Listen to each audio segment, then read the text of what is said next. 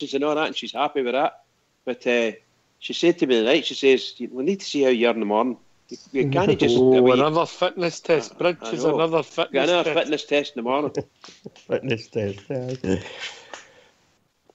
She's very serious about it, because she doesn't want me to have a bad experience type thing, She's looking after you, Bridge. That's what she's doing. She was a member of the caring profession, Bridge. She was a nurse, so she's like that big nurse out of One Flew Over the Cuckoo's Nest, the big nurse. Nurse Ratchet. I take it she doesn't listen, Bridge. No. Oh, what was that? Stop throwing that stuff at me.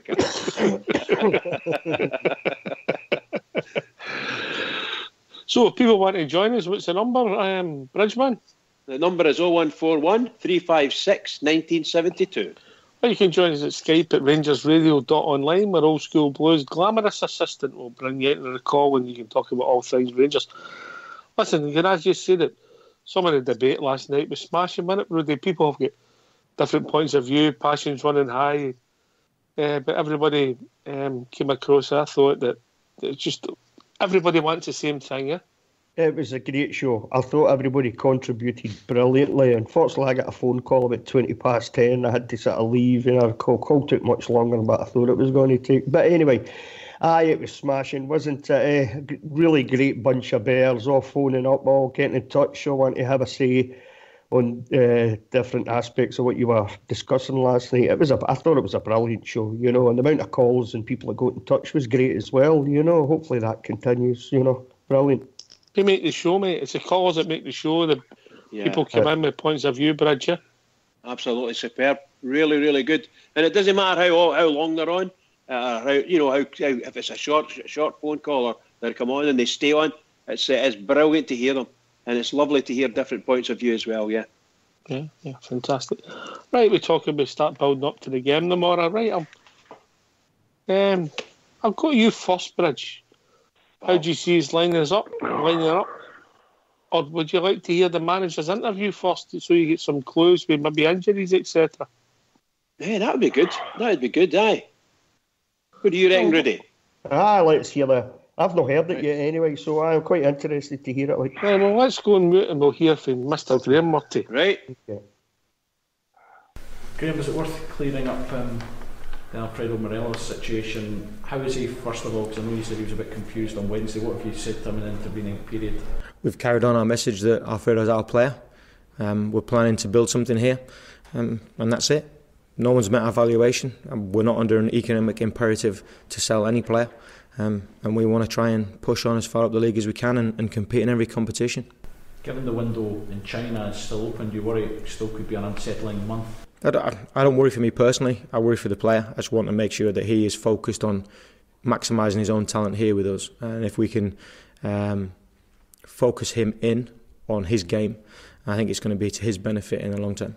With some of the figures mentioned, do you think his head's been turned in any way? Is that a concern? I think everyone's head would be turned, but we have to focus him back in because it hasn't been done. It hasn't materialised. He's still our player, and we've got big games coming up, so he's got a fantastic stage here to go and showcase his talent, and he's got lots to learn and lots to develop, so we're confident we can help him reach that next stage. So just to clarify then, by the time that the Chinese window ends and at the end of February, you're confident he will still be a Rangers player? Yes. Graham, James was talking there how the senior players he thinks might have a role, because Alfredo's so young, and presumably you will have a role there as well with him. Absolutely. We all need him to understand our position. We all need him to be firing for us to get where we want to get. Players, staff, fans, everyone needs to get behind him and give him the support he's already had, but even more if he should need it, to help him focus back in on what he's great at and actually get him firing. Because if he's firing, if he's flying, that makes him happy. You've seen him. He wants to score goals. He wants to play every game. He wants to be involved. He can do that here. I guess with the figures being bandied about, both in terms of what he may have or could earn and what the club may have or could get in terms of a bid, is it in both parties' interest that you perhaps look at a new deal for the lad? We're discussing all contracts at all times with all players. If a bid comes in for someone, it doesn't meet our valuation, we have to reassess their valuation in our eyes. But we'll be sitting down and talking to Alfredo throughout this week, throughout the next week as well, making sure he's happy, making sure he's content, because we want happy players, hungry, desperate to play for our club. So we'll be discussing his future and his targets with him this week. And if there is that positive vibe or message from him, is that therefore something you think the club will look at? Potentially, yeah. It's there for us. We have the facility to do that, but we have to make sure first and foremost the player's happy. Let's talk to him, and if he's happy with where he is at the moment, if he wants to talk about his contract, I've got a director of football up there who's fantastic at that kind of thing. I'll be there to talk to him about it as well. But we want people here focused on our message, focused on what we're trying to do, and we want them to be happy. We want everyone pulling in the same direction. Alfredo, I have to say, has been fantastically professional. He hasn't let any confusion or any speculation around the place affect his training, affect his mentality around the place, and we hope that continues. So in that case, it would not affect him selecting him at all? Not at all. And you mentioned the happy word quite a few times there. Would you say he's happy at the moment? Yeah, I would. He's playing, he's scoring goals, he's top scorer in our country, so he's got to be happy. He's playing for a massive, massive club, let's not forget that.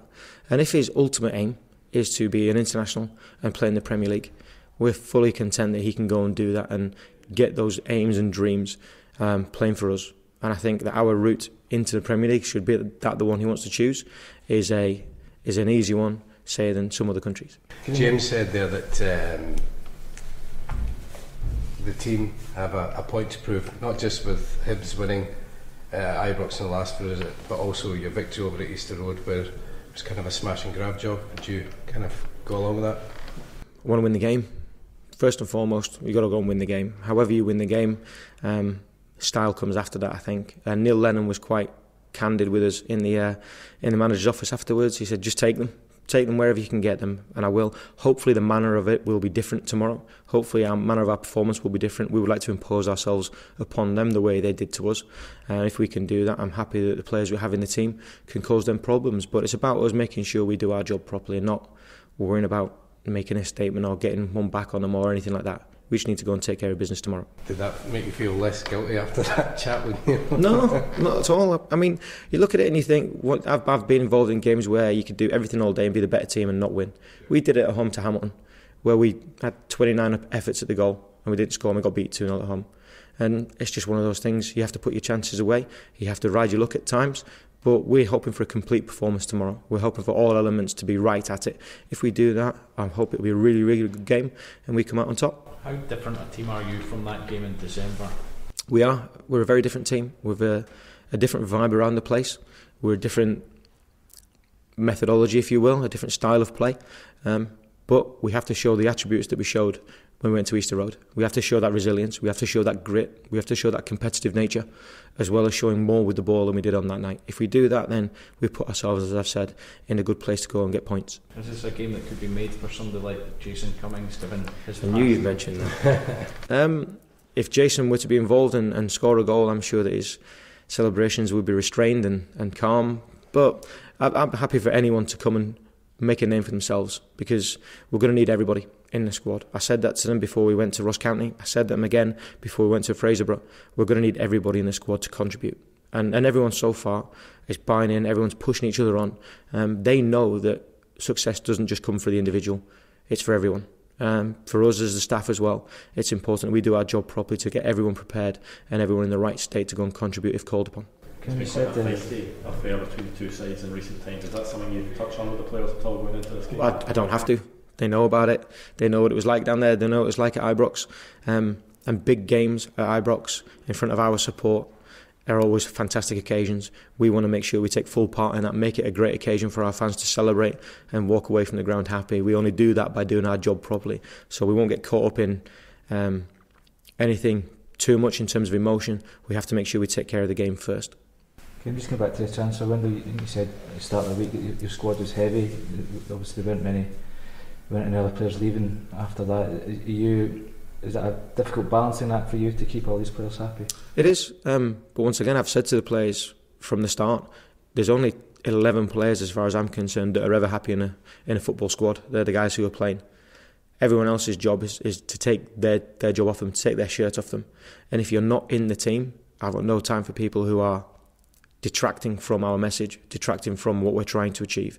Everyone has a job to make sure they bring positive energy to the group, to make us better on a daily basis. If you're not playing, make the guy who's playing train at his best. Because if you do that, we'll all be successful, because he will take that into his matches.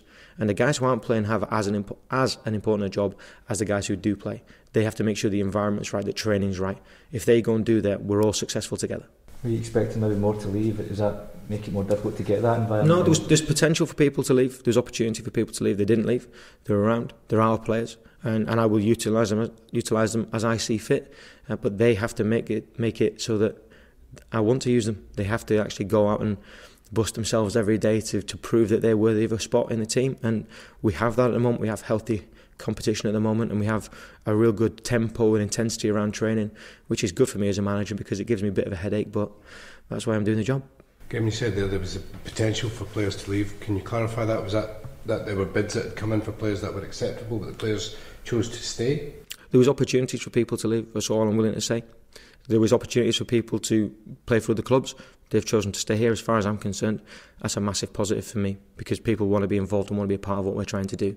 So if we can continue in that vein and make this a healthy atmosphere, make it a positive atmosphere, you attract players, you attract people who want to be like-minded and pull together. And if you do that, then we've got a chance of building something. I just go back to Alfredo for a minute. I know you said he was confused. What exactly? I mean, obviously, you said he's also professional. He's trained well. He's not got a problem. But how did the confusion kind of? There's loads of stuff being talked about. There's loads of stuff about different clubs. There's loads of stuff about different countries, and we just have to make sure we sit down and talk to him about what's actually coming and what's concrete. And the reality of the situation is, he's ours. He's our player. We want to get him to that next level here. Nothing that came in was acceptable to us, and he knows that now. So he doesn't need to listen to anything other than what we're talking to his agent about, what we're talking to him about, everything out with this environment. He should just ignore if he can. And I understand it's difficult. I understand some of the figures are mind-boggling. But we, possibly in the past, may have looked to move him on, to make a vast profit. We didn't look to do that.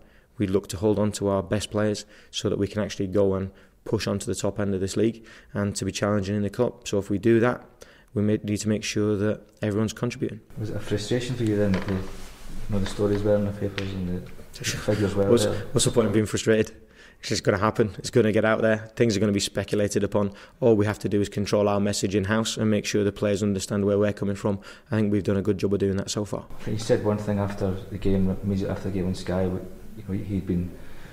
He'd heard all about these astronomical figures. He'd had a chance to, look after his family for a long, long time, but you weren't sure how substantial that chance actually was. What did you mean by that? Was that it's the fact of he's with us at the moment, and until things are signed, I've always found this in football. Until things are signed and across the line, it's all just speculations and it's ifs, buts, and maybes. Until things are actually concrete and done, then there's no point wasting energy on it. There's no point wasting your time on it. And let's not forget, Alfredo's only 21. He's only been here for half a season. There's lots and lots more to come from him. So you're just seeing the tip of the iceberg with him. He's got lots of developing to do. He's got lots of potential that we hope to tap into, and we hope to improve him. So anything that we were offered, we think we can get more than that if we choose to take it. Graham, you mentioned a point there that you're honest enough to admit that perhaps in the past Rangers might have accepted such an offer for a player. Perhaps that's what's surprising a lot of people, that you were able to resist the temptation to sell a player at the quoted price. Does that signify not only a change in the football department here, but a change in the business end of Rangers as well? You'll be a better judge of that than me, because I can only talk about my term in charge. I'm under no economic imperative to do anything. So I've not been constrained by anyone. I've not been given advice by anyone to anything other than make a good footballing decision.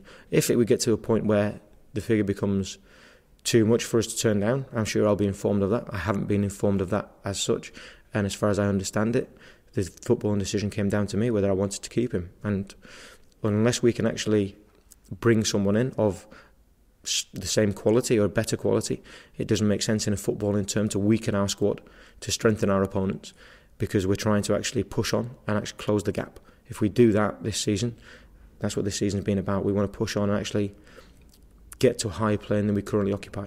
forgive me, I know managers don't like talking about other players, but you were linked with a potential move for Ollie McBurney. Was there anything in that? Nope. Not at all. Can you go through your casualty list? Ryan Jack had his operation this week. He will be a significant time out, unfortunately. Kenny Miller took part in full training and will be considered for selection from the start of next week. Lee Wallace is improving. He won't be back currently yet, but he's getting better. Russ McCrory is still not running as of yet. He still, as pain indicates, but has a specialist appointment next week. Bruno Alves is moving on. Is not out training with the squad yet, but has upped his load. So we're happy with where he is at the moment, considering we're only a month away from what was a significant injury in a quite troublesome area. In your lower calf is quite hard to get right. Who have I missed? Dorrans. Graham Dorrans is bang on schedule. So he's really happy with his ankle. His ankle's looking good. Actually looks like an ankle, which is the first bit you look for after an ankle op. The swelling's coming out of it really well. He's got good range in it. Our physio staff and our medical staff are really happy with his progress so far. Jordan Rossiter is in Spain currently. He's going to be taking part in our under-20 games programme against Valencia this week. So we're happy for him to get some minutes and just push his fitness levels up a little bit. So hopefully he'll be available selection after Monday. Given Ryan Jack had that injury caused by a bad challenge, and you heard Craig Levein yesterday saying that every player in Scotland is protected from Scott Brown. In terms of protection, do you feel that referees are getting it right at the minute when you're seeing some of the injuries that we are? Injuries are part of the game. No one's going to get everything right, but I do believe that it's not just defenders that forwards need protecting from. There's always the saying, it's a forwards tackle. But forwards are as likely to injure defenders as the other way around. So I just think the degree of sense has to come into it, degree of common sense has come into it, and I think for the most part what I've seen the referees, they're getting it just about right. As to Ryan's injury, it's a bad injury, but at no time did I say or did I think, and nor do I still think, that the boy keeper intended to hurt him. I think it was a coming together. And it looked bad on the TV, but once again I stand by the fact that I don't think there was any intent there from the player. Do you agree with Craig Levein's specific point? About protecting players or about Scott Brown? No way I'm going to sit in a Rangers press conference and talk about Scott Brown.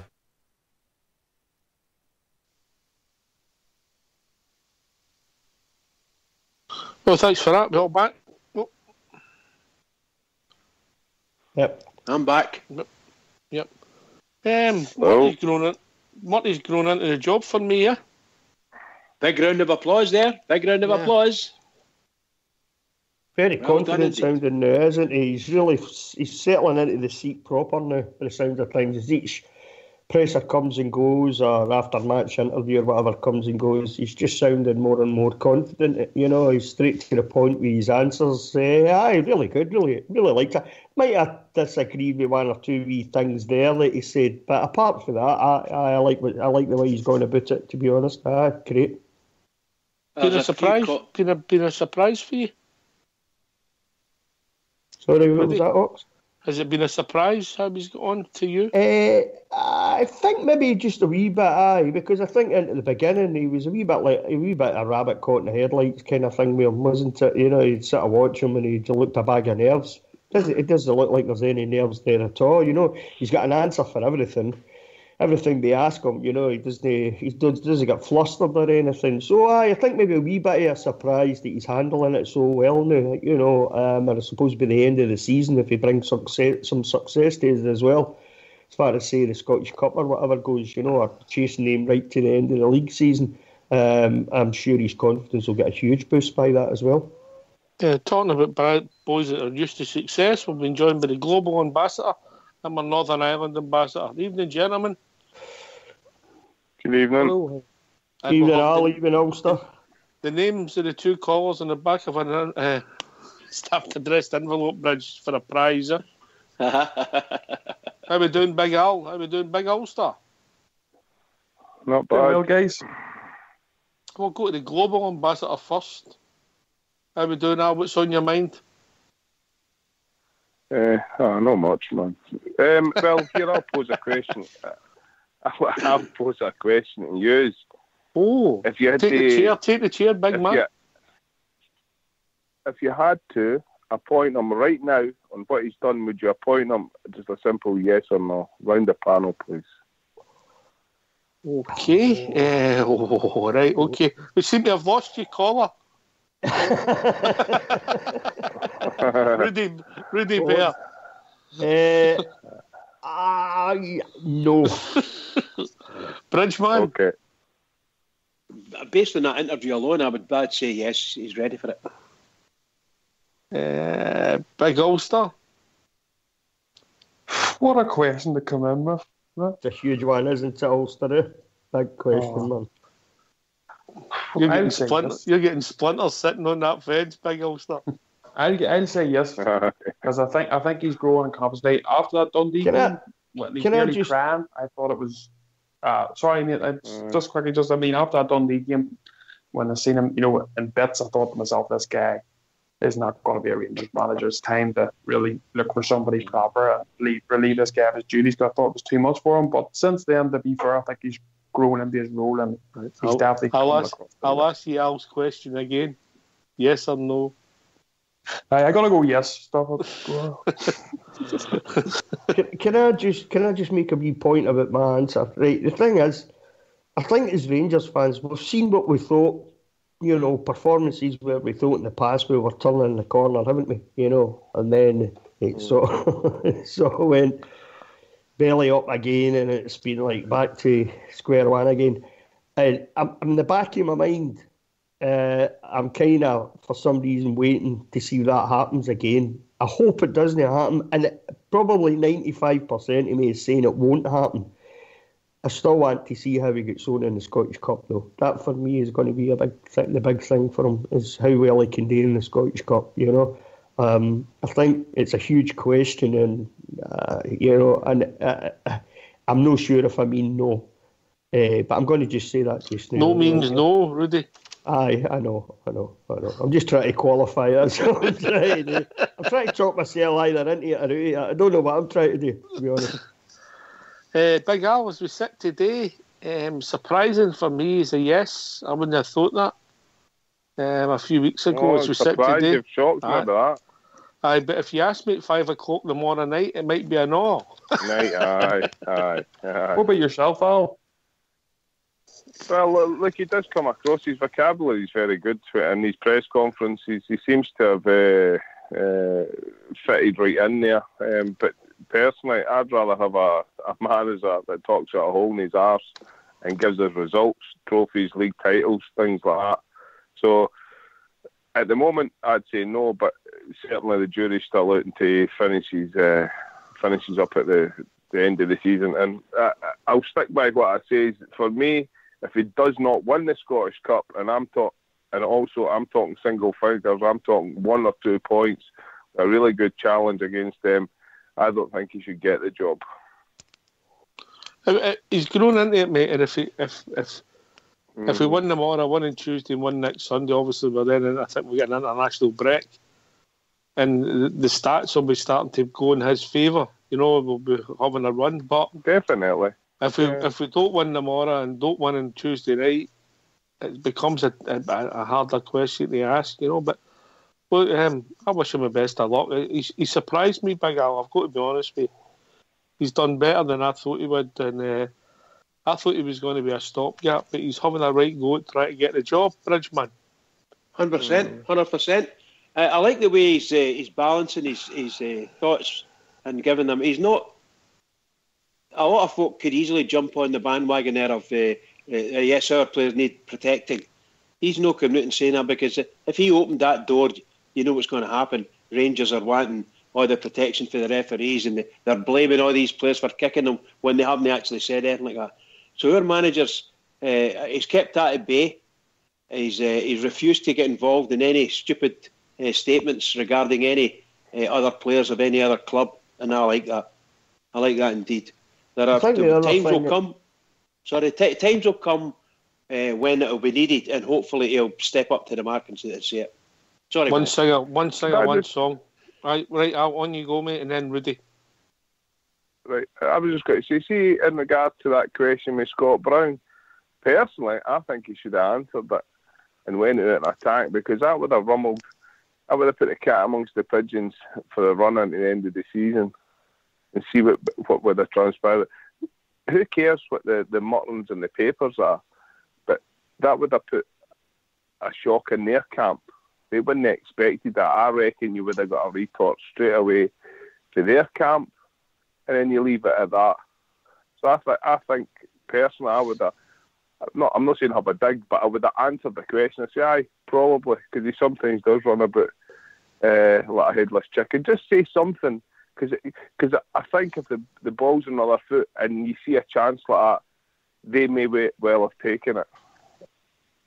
I don't know what you think. Yeah. I think you've got a really good point there, Al, because I kind of disagree with that point a wee bit. I can see where Bridge is coming from, but I kind of think I agree with you, Al. I think the possibility is he could have said something about it. But, I mean, let's be honest about it. Scott Brown's a thug. Everybody in Scottish football knows he's nothing but a thug. I mean, he kicked a Hamilton boy. He nailed that wee boy, man. The boy was on the ground, you know. The only way he done it to a 16-year-old kid, you know. How many Rangers players has he smashed in the face with his elbow? Kenny Miller's got it, you know. Jason Holt's got it off him. You know, this is how the boy plays. He's an idiot, you know, and a thug player. And Brendan and the rest of them across the other side of the city are no slow, are they, coming out and having a go at players, you know. But but what I was going to say, what I did want to come in and say was, what surprised me is some of the influence that he's had in the transfer window in January. I've been quite surprised by that, and I know it's not all just down to him. You know, Mark Allen's been responsible for a great deal of work behind the scenes. I'm quite sure the board have had to say as well, you know. At the very least, they've said to Mark Allen and Graham Murray, right, you know what you need, guys, go look for it, see if you can find it and bring it back. And they've done that. Between the two of them, they've done that. You know, I've been hugely impressed with the transfer window, I have to say, because I really wasn't expecting that good a transfer window. I thought maybe we'd bring a couple of players in, try and augment the first team a wee bit, maybe a couple of players that could hit the ground running. But I think the work that they've done in the transfer window between Graham Murray and Mark Allen, I think it's been excellent, you know, really, really good. And I'm really looking forward to the summer and see who we're linked to in the summer as well, you know.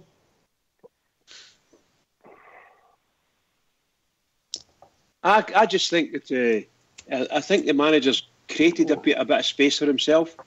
I think he said what he said in this. Basically, he's saying to them, I'm not here to get messed about with you people. You ask me a question, I'll answer it honestly. Simple as that. And I'm quite sure the times will come when he'll come out and say things that even some of us may disagree with. You shouldn't have said that for whatever reason. Or he may turn around and say something about our own team that people will be surprised about. I'm quite happy with what he says. He sounds to me level-headed. He sounds as if he's not going to get messed about. And at the end of the day, he's only in the job a couple of months, so let's see how he goes on. And I'm quite happy with what he said there. And I don't want him to get involved trolling about finding things about Scott Brown. We can all do that dead easy. We don't need our manager to get involved in it. The press are just desperate for that. Ulster? I think it was fair enough he didn't comment. I can see the point the guys are making. Maybe that was a chance to maybe put it out there, but I think he maybe done the right thing. He doesn't want to get involved, and that's what the press want. Obviously, they want him to slip up or to say something controversial, and he didn't give them a headline, so I'm happy enough with that. They get enough headlines out of us. All right, I think there's only one way to settle this, Big Al. I know you maybe can't see the lobby, but Bridge can. So if you would give Graham Murray you, Big Al. So it's a why for yes, you give him a job, and an end for no. And we mean today. We're not talking about after tomorrow's match. As we sit today, is that the question now? Aye, as we sit right now, after your interview, after Fraserburgh, after the Celtic game, as we sit today, a yes or a no. There we go, Big Al in the lobby. Bridgeman, you get counting, mate, because Ibrox loyals. Busy. This will be interesting. See. There's Ibrox. Oh, I'll tell you in a minute. Yes or no?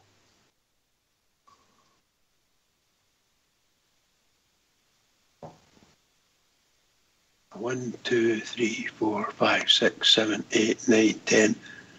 11, 12, 13, 14. 14 yeses, 1 no.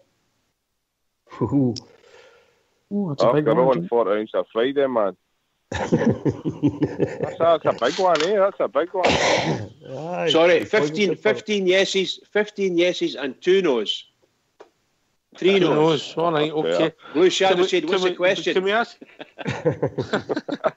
Can we ask the question? Can we ask? That's overwhelming, isn't it? Aye, pretty much. Can we ask the question again to the lobby?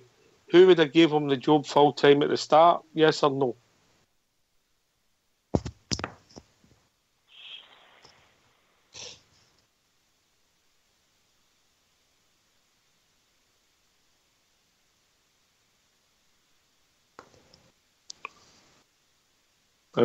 Rich.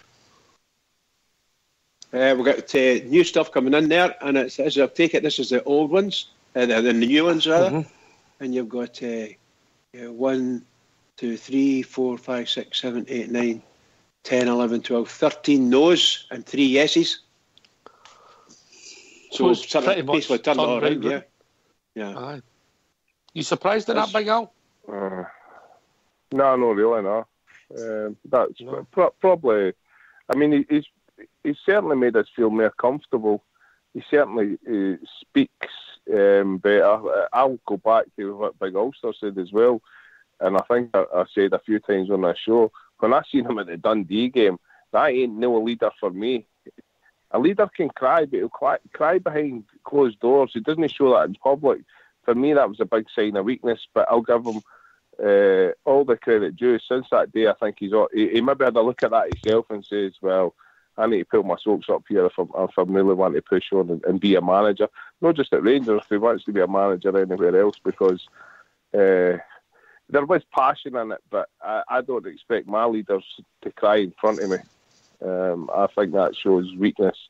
So, but he has pushed on. He certainly has pushed on since that day, and all credit to him. And I do support him while he's in the role, but I'm still have reservations if he can keep it going. Anyway, we've also been joined by Ibrox Loyal. Evening, Ibrox. Evening, Ibrox. Oh, he's not talking to us. Oh, he's not enough, is he? And a half, mate. It depends if she's got a hoodie, and that's it. He's still counting his 50p to make a 50 quid. He'll never pay us back. He turned his back and his mates for a bird. Yeah. Oh. He'll have his knife. How can a man living in Glasgow have women problems? Huh? It's only 2 minutes for the tune, man. Get yourself down there every night of the week. Just for a couple of hours. He's a shy boy. Well, he's a shy boy. Could I pose another question to you, if you don't mind? It better be easier than the last one. On you go. Well, this will be easier than the last one. You were speaking at the beginning of the show about nurses, so would you, the nurse One Flew Over a Cuckoo's Nest, or the nurse what's that one where mind thing, Oatball Hours? What one? Gladys Emmanuel.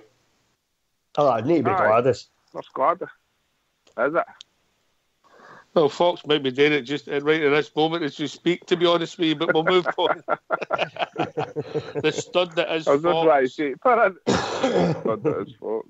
Richard Gere, Rangers Radio. The stud that is Fox, mate, yes. It's official. It's been announced in the post office, etc. He's even getting fan mail with the names on it. He's even getting fan mail with the names on it, Bridgeman. What a man that is. What a man. He's a right Lothario, I'll tell you. What a man.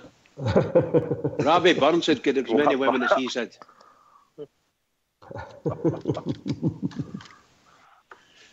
Is young Lawyer going to make it in here or no? I'm here, mate. I'm here. Right, what's the score with you? Okay. Still in the toilet.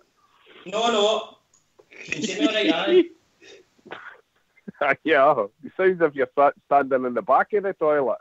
No, not the night, mate, no. Good man. Are you sorted? Aye, thanks very much. Are you sorted? Yeah. See the things I do for you. It's been a good day all round, mate. All good day, mate. All right, then. Right, that's you. Thanks for the call, Ibrox. We'll speak to you Monday. Right, so we move on to the game tomorrow. Big Ulster, you're coming over with the troops. You're picking the team. Give us your team. Oh, the team for tomorrow. Oh, well, I think as Russell Martin is. I know he had a bereavement. We'll assume he's available, mate. We'll assume he's available. Right. Well, I think it'll be Tabs again. Russell Martin and Bates. Tavernier obviously on the right. Declan John on the left. I think he'll definitely play Holt again. I think he'll play Jack or Goss again as well. Sean Goff. I think Candias will play. Windass, I think Morales will start, and it'll be Murphy again on the other side. I think it'll be something similar to what we have him playing. Mm-hmm. I think that's everybody, isn't it? That's 11. Yep. Who was your two forward players? I think it'll be the same as we have done. I think it'll be Windass. Morales. Morales, yeah. All right, okay. Thanks for that. We'll go to Bridge next to save him for typing. Typing what? Oh, is it no you? No. No. I would go with the boy we were saying there. I would go with the strongest team that we had. So Tavernier will be back in, and I would drop out Cardozo. So I would have the boy for oh my goodness, Norwich. How would come up in Norwich? Russell Martin. I would have Russell Martin. I would have God, how are we talking now? The boy John, Declan John, and young Bates. There's your back four.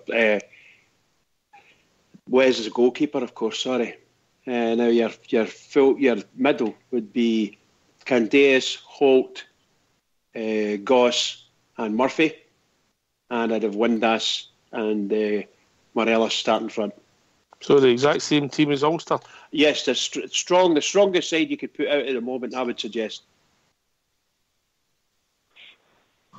I wouldn't disagree with that. I don't see a lot of people how we change that. That's our best team at the moment, in my opinion. Rudy Bear. Aye, exact same team, I'm afraid. I don't think I could make many changes to that team just now. You know, I'd certainly start with that at 3 o'clock tomorrow. You know, some quality on the bench like Cummings and that, but Cummings is not exactly 100% match fit yet either, is he? You know, maybe take him 2, 3, 4 games to get up and firing properly, but good option to have coming off the bench though. So I'm afraid I'd have to go with the same team, Ox. Yep. Ibrox Loyal? Mate, you want my team for tomorrow? I would go with Fordingham, Tavernier, Martin and Bates, DJ, Candias, Holt, Sean Goss, Murphy, Windass and Morales. So that's different for Big Ulster then? I would think so, mate, but I just think that is the team, because I don't think Cummings is ready to start yet. He says himself he's not 100% match fit. Your team's a lot different for Bridges and Rudy's. Well, I just think that is the strongest team we've got, mate. Okay, going to do us a favour and repeat it then. We're going to repeat it for me. Yeah, Fordingham goals. Oh, good at it, Rich. Good at it. Come on. This market's going out to Friday, mate, and no Monday night. Who's your back four? The back four is Tavernier, Martin, Bates, and Declan John. Right, that's the four we both Ulster and I have picked. You said DJ before. Then Candias at the right side of midfield. Right. Then Holt and Goss in the middle. Murphy at left mid. Right. Windass playing the shadow striker, and Morales just in front of him. That's the exact same team. Right. That's fair enough, mate, but it's 40 ounce of Friday, remember? You've been on the Budweiser already. Oh, no. It's... Right, so how are you gone against Big Ulster then? What was his? Exact same as you. Exact same. Well, that's fair enough, mate. That's if me, Ulster and Bridge have went for the same team, then that should be the team that is. Me as well, Ibrox. And Rudy. And me. And you. Right, so I'm glad you're listening. I'm glad you're listening. I'm not listening, mate. I'm not listening, but I've got a few people right next to me, so... Stop digging! Right, Alan. Big Al, let's hear your team. All right. Wes and goals. Yep. Tavernier. Yep. Martin. You're trying hard here, Big Al. I know, I'm trying. Candias. Docherty. Murphy.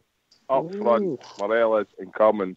Now, I'll qualify that by saying, you look at the bench and you've got Docherty and Cummins to come off the bench, and we're saying it's strong. Well, with that logic, I'm looking at the bench and I've got Goss and Windass to come off the bench, and it's equally strong, would you say? The only thing I would disagree with Cummins, mate, he's nowhere near ready to start, mate. But I'm looking at it. I'm looking at it. The other things that float about. He's playing against his old club. He's a Gallus guy. If he's on for 20 minutes, 25 minutes in the first half, and then he's blowing out a hole in his arse, I reckon he scored 1 or 2 goals by that time anyway. I just don't think that they tactically. I think he's a better player, more chance of scoring than Windass. Granted, Windass scored a hat-trick against Fraserburgh, but I just think he's got the thing above them. And as I've said before, Docherty's a seasoned professional in this league, and I'd like to see him, because he's our player. We've bought cash for him. I'd like to see him getting a run at for the start tomorrow, and then make the changes later if need be. I don't think he's 100%. Can you get your mid? I agree. I don't think he's in. Al, can you get your midfield? I think you just broke up. Some people only heard you announcing 10 players. Get your midfield again and your forward players. Midfield is Candias, Holt, Docherty, Murphy, and my 2 forwards are Morelos and Cummins. Well, there you go. So that's your 4-4-2 sort of set up, 4-4-1-1, yeah? Aye, whatever, aye. And we're equally strong with the players I've dropped to the bench. All right, Big Ulster. No, just since we've all given our teams, I would like to just know what these guys, or even the panel as well, who would you take out of the team that you have, if you wouldn't, like if you had McCrory fit again, who would you take out of that team and where would you play him? What is this? Having a hard day. Martin for me. Martin? Jason Holt for me. Aye. I think Holt for me. McCrory would always be in my team. But that's playing in front of the back 4. And you played McCrory in midfield. I prefer McCrory. He plays the centre half. I know we've seen him in midfield. No, I'm sorry, Al. Glorious in midfield. No. Let me finish. All right, mate. Because this is the logic behind it. He's not had that run of games. I reckon if he had the run of games that he's had in midfield, playing in the centre half position would be equally as generous with our assessment of him. So I think that's why we all think he is a good midfielder. And I think he's equally as good as a centre half if we'd only seen him play the same amount of games in that position. He's like the Franz Beckenbauer, if that's too much to say. To come back on that, Al, in a way I agree with what you're saying, right? Okay, that's fine, the centre-back position. You know, it's great that we can put him in there if needs be. But for me, I think he's found his position at Rangers. I think playing in front of the back 4 for me as a CDM is just. I just think the boy's found his position. I think the most impressive games I've seen him in this season is when he's played in that position. For me, I think at the centre-back position, and I know it's because he's a young player, but I think there's been once or twice he's been found wanting just a wee bit. I'm not saying he's made any huge major mistakes or anything. Hamilton. I just think that in that position, sitting in front of the back 4, he doesn't shirk a tackle. You know, he gets about the ground well. You know, he breaks play up well. I really do think he's found his position. And for me, if I was picking the team, he'd be in that position on a weekly basis. You know. I've got to agree with Rudy, Big Al. I've got to agree with Rudy. He looks twice the player in the defensive midfield player who did at centre half, in my opinion. I have been wrong before. But would you say 1989? Would you say then you can make a fair assessment because he's played enough at centre half? I don't think you can, because he's not played enough games in that position. He just looks a lot more comfortable. He brings the asset he brings is he gives us more physical. He adds to the physicality of our team in both boxes.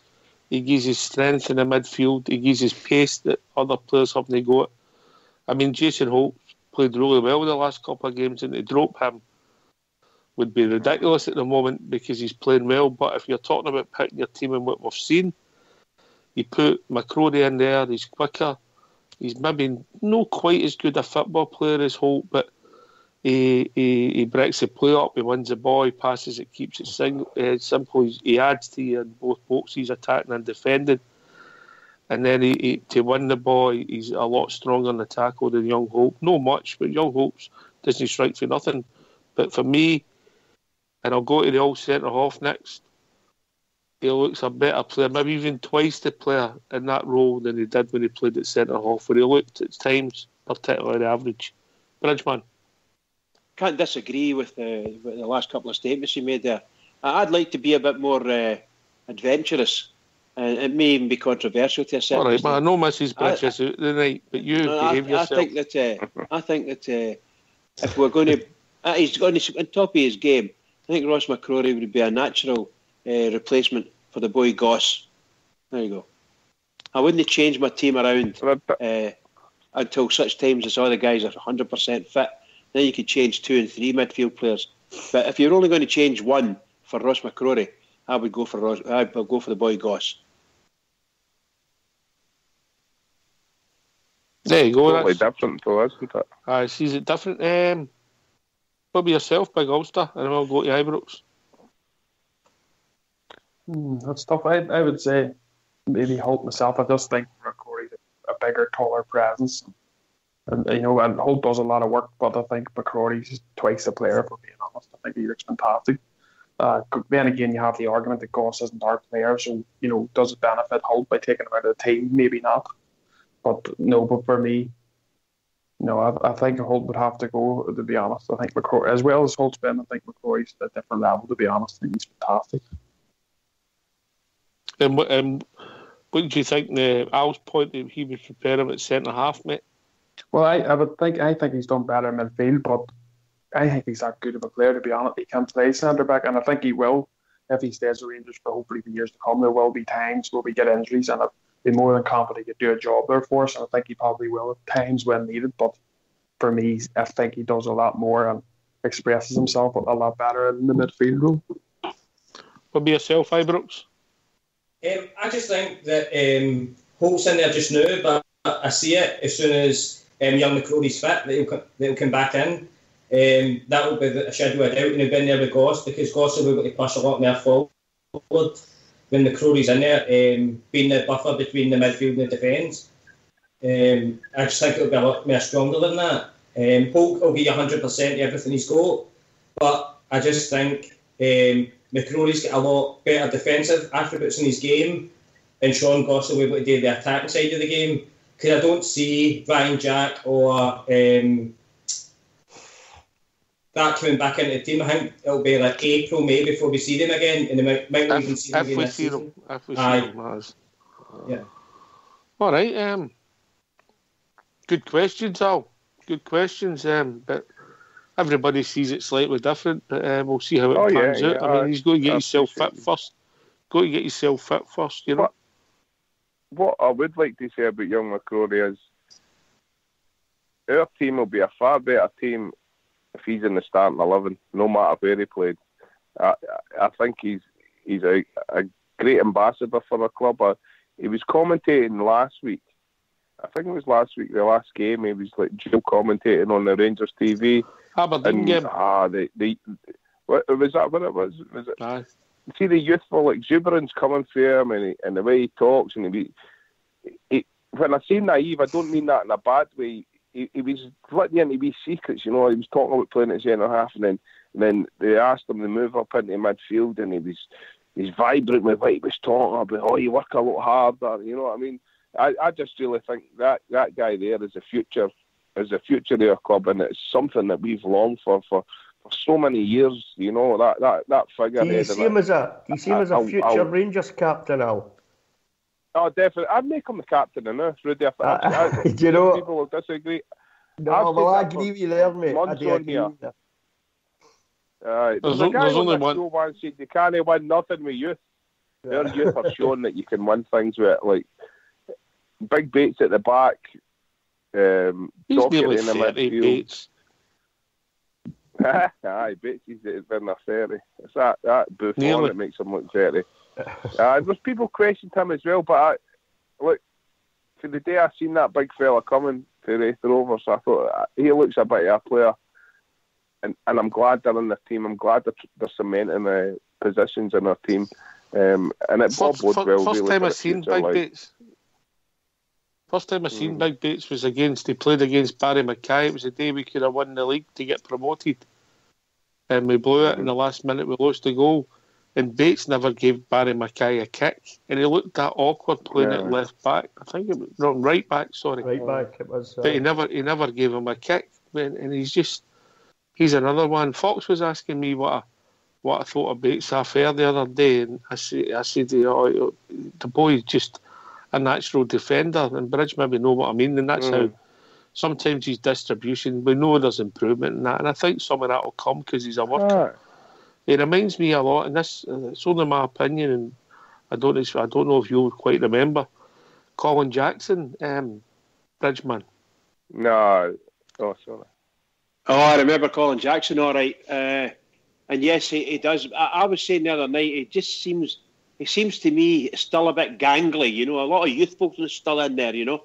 And hopefully that as he matures, that comes away. We can see his hands are they're not right at his sides. They're always about 6 inches out, you know. And you look at a cowboy ready to let's go for a draw here or something, you know. That's the way he appears to me.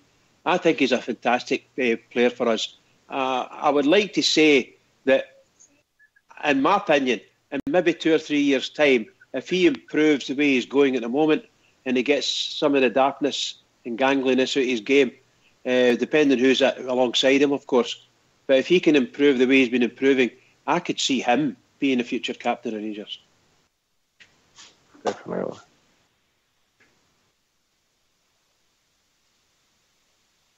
Boswell, the Bears in the lobby. Thank God. We were worrying about you, Boswell. Oh, boss. I know. So, if you don't mind, lads, we'll just let Bridge finish that up there with that statement. We'll go over to Old School Blue and his glamorous assistant to give us a tune. So, if you don't mind going on mute, we'll have a tune.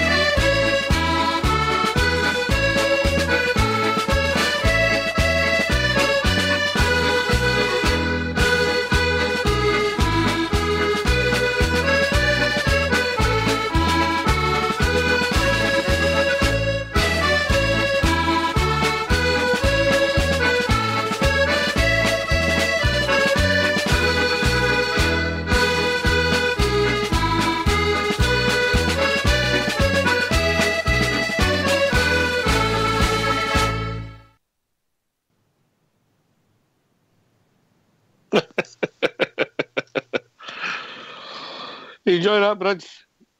Yeah. Absolutely, that was brilliant. A multitude of tunes as well. I'm exhausted. Really good stuff. Really good stuff. Anyway, we've been joined by young Gary. Evening, Gary. Evening, guys. How are we? Hey, Gary. Mate, all right? Not too bad, not too bad. Looking What's forward on your mind, to tomorrow. Mate? What's on your mind? No, I'm looking forward to it, mate. I wasn't feeling great last night. That's how I wasn't on, but feeling better. So right, okay. Roll on tomorrow. And how do you see it going, mate? I'm expecting it to be tough, but Should it be tough? Well, obviously the wide men they've got Easter Road caused us a bit of trouble, but the two players that's caused us trouble, the two games are no longer away, Hibs. Well, this is true. I mean, these things always make it a wee bit easier, but going what we've seen before, Hibs is always a close game. I'm expecting us to win it, but I do think it's going to be by the odd goal. I don't see us kind of running away with it, if I'm honest. I would take that, but I'd hope we could win as well as we did against Aberdeen. Rudy Bear. Well, we certainly want a good performance, don't we? I mean, the performance against Aberdeen, apart from maybe the last 15 minutes, was pretty good, and it was in previous games as well. So I would like to see the same kind of performance.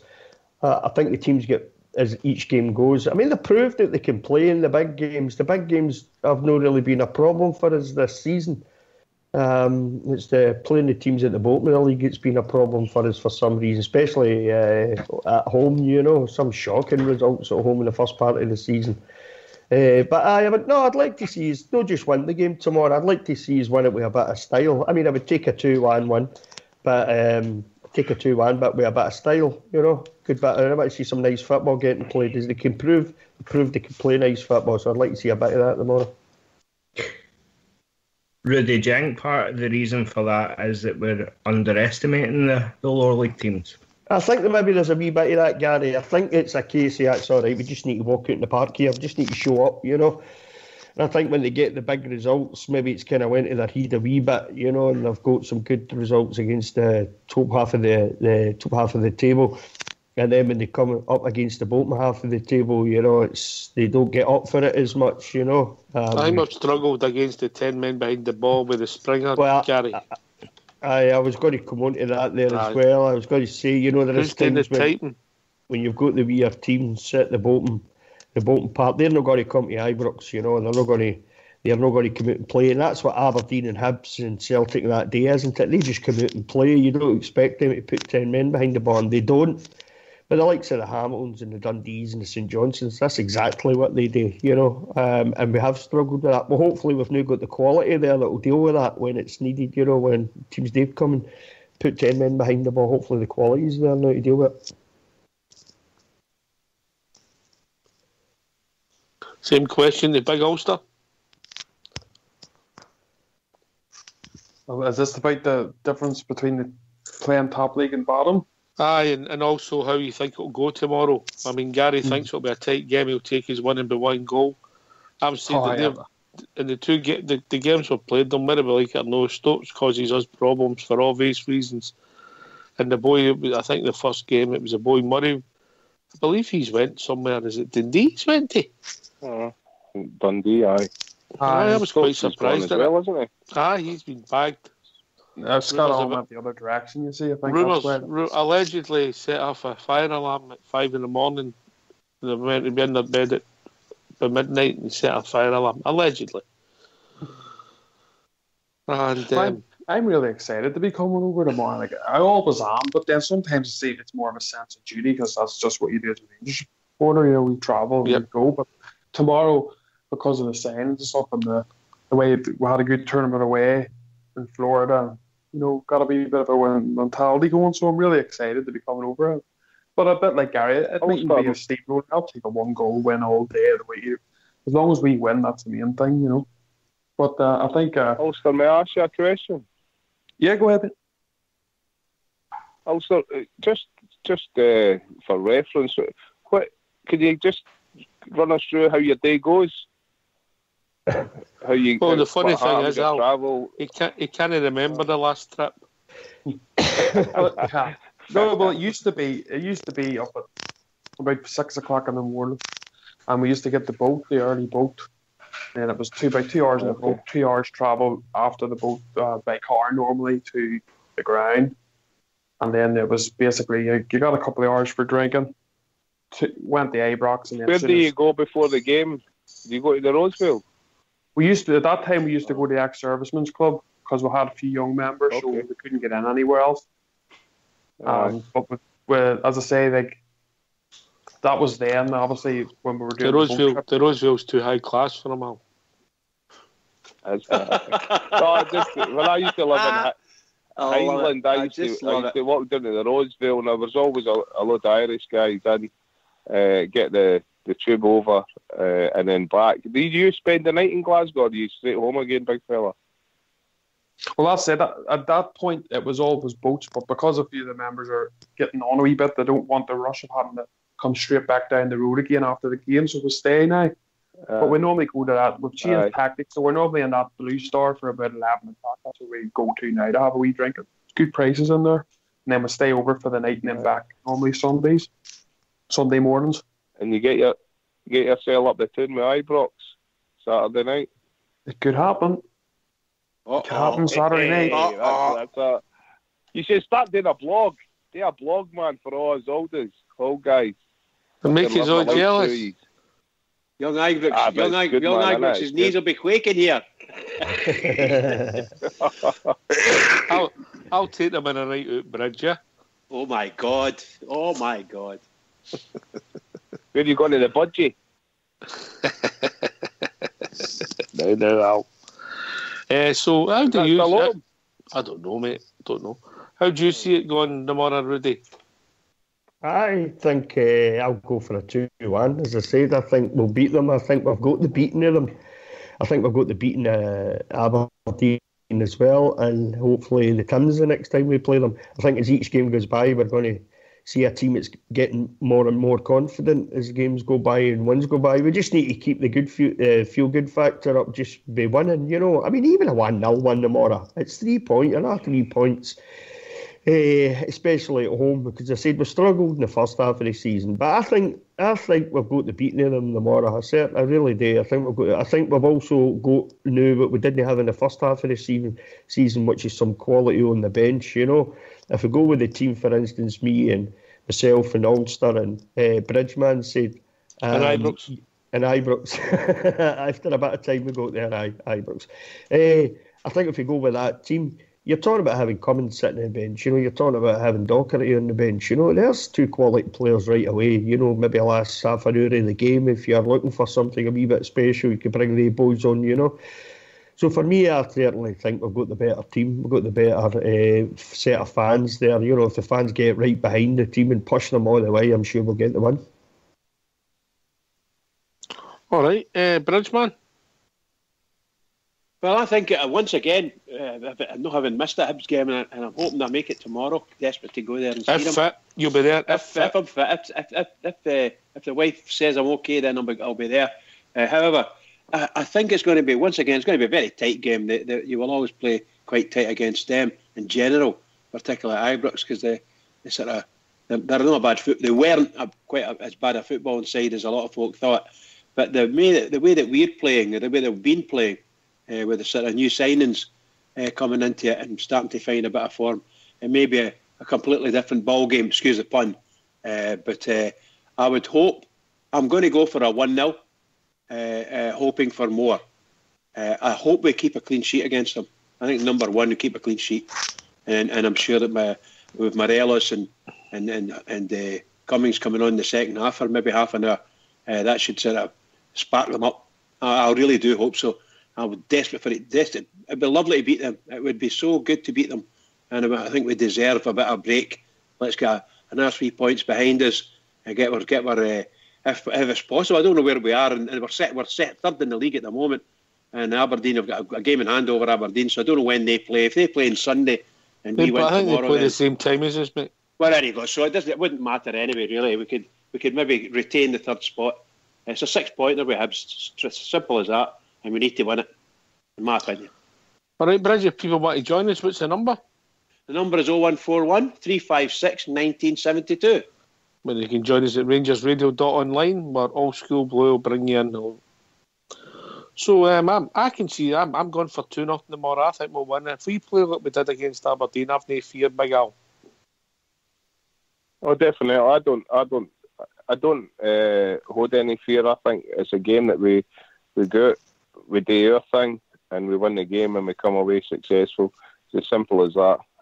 We're a better team than a lot of people give us credit for, and we'll win the game. Definitely, we'll win the game, and these are the games. And I just have some reservations when we're playing lesser teams, but I think that'll be dispelled as we progress to the end of the season. So I have no fear for tomorrow. I'm confident. I don't like saying scores, but I think it'll be a very comfortable one with a good performance in front of a full house, and we'll just get it right up, popcorn teeth. I love it. I wouldn't like to put it right up him right enough, but no, keep it clean. Keep it clean. Yeah. Keep it clean. So Gary, is that? I have is to that do that with him. Sorry. Fair comment, big man. So has that answered your question, Gary? It sure has. Yep, definitely. Yeah. All right, mate. Gary a question? Yeah, of course you can, mate. Gary, earlier we were discussing whether Mr. Murray would be manager or not. Now, as we stand at this very moment, a simple yes or no, would you appoint him as a full-time manager or no? Absolutely yes. Okay, thank you. He has swayed us all over now. Definitely, I can hear it in your voice. You're a bit. Look, I'm just. I wouldn't have give him the intro. It wouldn't have been something I'd have done, but he's had an extended interview and right in front of all our eyes, and he seemed to have grown into the job. Yes, definitely. I think me and you, Big Al, you're in the small minority. Me and you, mate. I know, but sometimes you've got to be a bit more reserved. And look, I just. I want them to do well. I want the club to do well. I want the sickness to go away, and I want us to be leaders in Scotland once more. And if he's a man to take us there, great. I think with the signing policy, I think Mark Allen has a greater hand in it than we all are led to believe. But I think behind the scenes, there must be discussions ongoing all the time. And we had all that controversy with the Aberdeen manager, and then we come away with that, and we've appointed the interim manager on an interim basis, if you like. To be quite honest, it seems to be working. So somebody's making the correct decisions, and that all bodes well for the future. I mean, it's results that change people's mind, mate. If you'd asked them after the Kilmarnock game, they'd have seen it so differently. And depending on how the game goes tomorrow, and obviously we're on a wee good run this now with the American tournament thrown in there for good measures. And if we can win the next 3 games, takes us to another wee mini break for internationals, and we'll be in the quarter-final of the Cup. So Mr. Murray would be pushing us in the right direction. I don't think Ibrox is ways at the moment. Gary, go to Gary then, Big Ulster. Let's go to Gary then, Big Ulster out. Aye, no worries, no problem.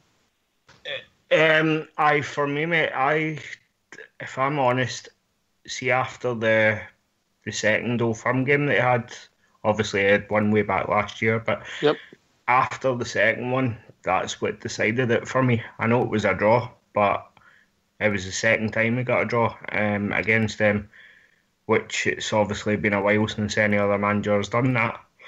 So for me, that was the turning point for me. That's when I just kind of knew that he knew what he was doing. So I have every confidence in him. Rudy? Aye, sorry, I was talking on mute there.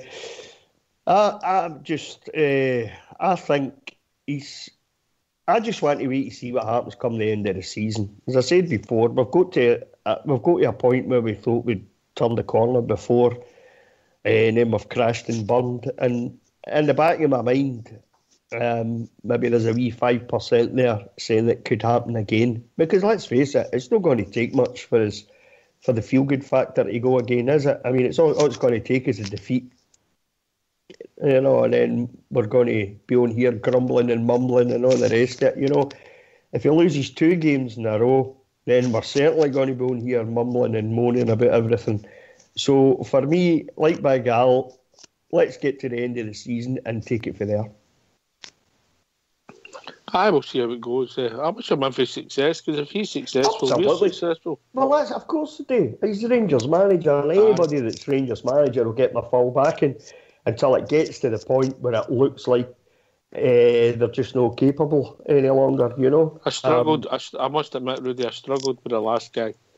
I always struggled. It never worked for me from day one, you know. I don't think you were never confident in him, were you, at all? You know, and I think you probably had a really good point, because I remember you on here after the debacle in Luxembourg, you know, and you made your view plain then, and you were right. It has to be said, you know, you were right.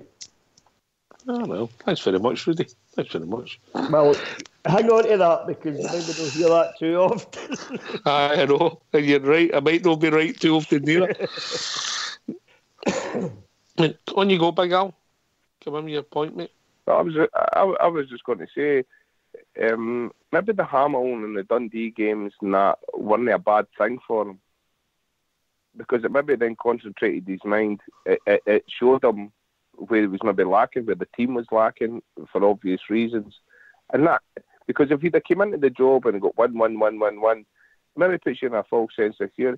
Those couple of defeats, you can see things for the defeat. You can see, oh my God, this is what needs to happen. In training, this guy's not doing this or he's not doing that, and it's not getting carried onto the pitch. So maybe that wasn't a bad thing at the beginning of his tenure, to have those couple of that's a great point. Bumps in the road, you know what I mean? Aye, great point, because I'll tell you what, I'll go to bridge with this next. Because I'll tell you what, sometimes when you win it, papers out the cracks, and sometimes you learn more from defeats, Bridge. You do that, but I think this manager, he's had some peaks and troughs, and at the moment we're looking for, he's got some good players in, and he's trying to bed them in, and unfortunately we don't have the use of the better players that we had because of injury. So basically it's like a new team again he's building, and he's doing quite well at it. In my heart and in my head, I'm saying we should beat Hibs. We're a better team than Hibs, and I don't know what their team selection is going to be. I don't know whether they've got injuries or not, but based on the way our team's played, particularly against Aberdeen there, I would be quite confident that we can get 3 points off of them. Might be tight, as I say. I expect it to be tight, but the manager, I think, he's done a very good job. And, you know, I think Al mentioned the time he looked as if he was ready to cry, and he did look as if he was ready to cry. And the truth be told, I was with him. I was ready to cry as well, because I can't stand the way we lost those 2 games. So, to be honest, I think he's raised his head up. He's got people running about him now, and hopefully that team is going to fight for him. And I know I'm not stupid. I know that we'll possibly have some setbacks. I hope we don't, but we probably will. And I hope it's as stupid as, well, we didn't play well today, like we did against Ross County or something like that. We never played great, but we won the game. That's what I want. That's the fallbacks I want, or the setbacks rather. We don't play well, but we win the game. Get 3 points. If you're now at the end of the season, for me. Excuse me, is Ibrox still in the studio? No, he's not there, mate. He's popped out. He's in demand, is our Ibrox, mate. Yeah. Well, maybe Gary or Ulster or yourselves will be, but Hibs, I believe, have got a forward who's scored 3 goals or 4 goals in 3 games. Is that you mean for Hibs? Because I know they signed a... For Hibs, yeah. Right. Just, I was thinking of the guy they signed just at the end of the window there. Is that the guy that's on loan for down south, Al? Could be. I don't know much about it. I heard something the other day there on the radio. I just was wanting to find out if anybody knows anything about the guy. Because, look, they've signed that guy, he scored 3 goals in 3 games. There's obviously the danger man for them. You know what I mean? I was just wanting to get some information. Obviously, he can't be that good if none of us know about him. So that's fair enough. They're not the worst team in the world. Talking about people on the worst people in the world, we've been joined by Alan 63. How we doing, Al? How you doing? How you doing? Al? Hi.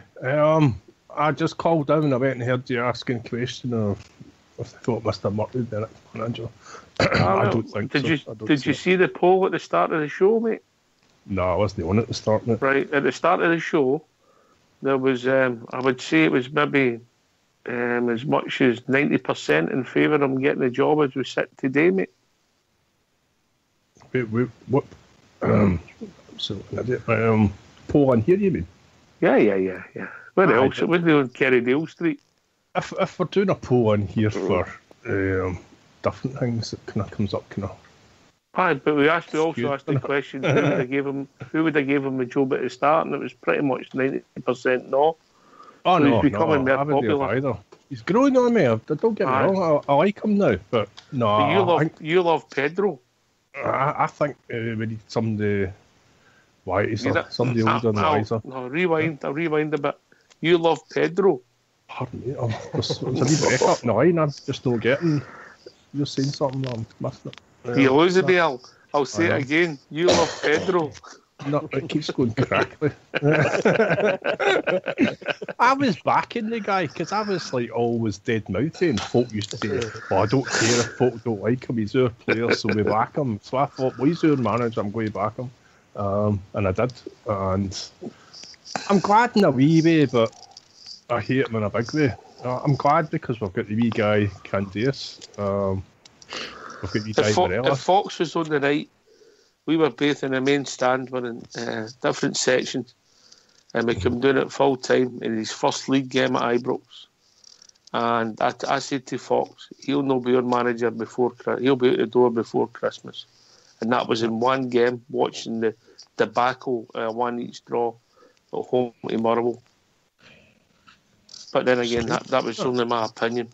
Yeah. Just a debacle. But anyway, we move on, and I think it's worked for us. And we were pretty horrible under Warburton. Loads of folk got behind him too. Gave him his own song, Magic Hat, and all the rest of it. And gave us some horrible results. It was pretty. It was only because of the role at the start, mate. Yeah. Warburton's form up to November, his first year is excellent. I think he lost one game at home to St Johnstone when they battered us in the League Cup. The team was scoring goals, and there was boys coming in like Adua who was entertaining us, and you thought we were onto something here. But as soon as they get fun out, and as soon as all the team set up the same, it was as if an email went round to all the teams in the league. That was it. And it was found out a lot quicker doing the notes for us because he's playing against better sides. Aye. And so is Barry Mackay. I believe he's getting slaughtered down there. No heart. I think the wee fella's doing all right. I think Murty's doing all right. I mean, I like him. He's a nice guy and all this. I just think watching his team selection all right there to play against the Farmers and whatever, I just thought it was horrible. The football from the guys was horrible. So if, say, that was a guy who was getting 6 bad results in a trot and then we played that game, they would say, he's lost the dressing room. They're not even trying for him. And look at the state of that guy, Nico. It's like, nah, I just don't think he's got it. I don't think he even knows why to make substitutions. That's one of my main things about him as well. Mind you, near did Pedro, near did Warburton. Warburton made him for a furry it, and Pedro didn't have a clue, and I don't think Murty's got much of a clue. Is that can we excuse Graham Murty because obviously he has grown into the role. He's been a gaffer. It's been chumped in at the deep end, and he's going to develop as a manager. I didn't like him to start with. I think he's a lot. I like him a lot better than I used to, but I don't think Rangers. How do you see he's lining up tomorrow? Oh, well, I guess a diamond shape. It's up to you, mate. And who's the personnel? Oh, dear knows. I don't know who's available. Tab's all right to play again, isn't he? Aye. Yeah, he was only suspended in the cup, mate. And we're assuming Russell Martin's back.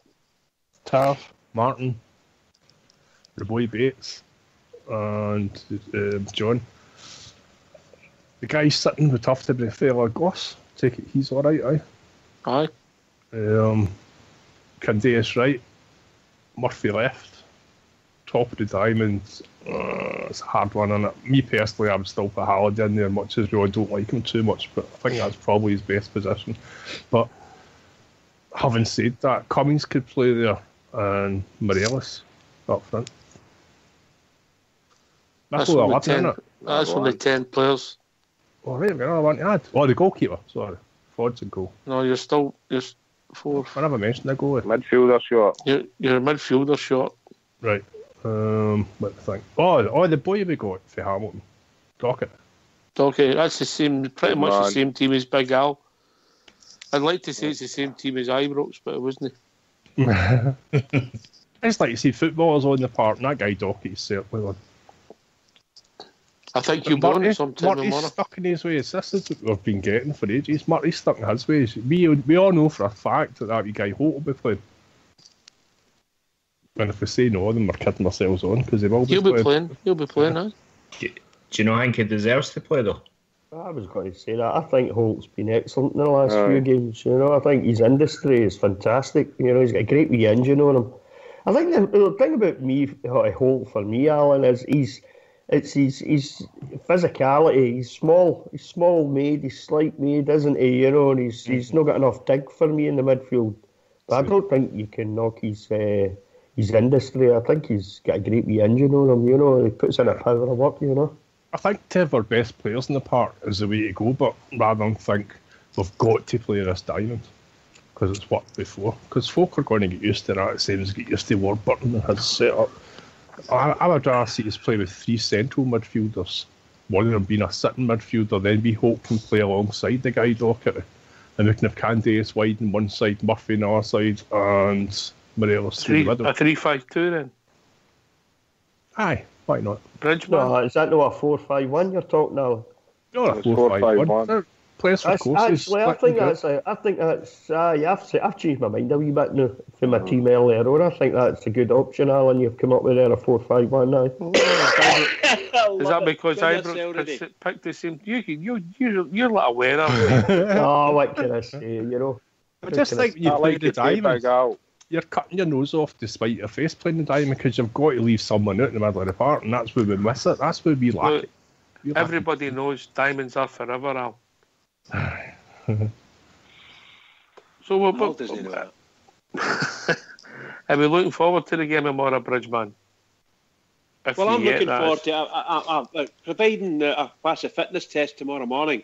I'll be there shouting the boys on. If not, I'll be watching it on here on television, and I'll be shouting the boys on irrespective and joining in the conversations.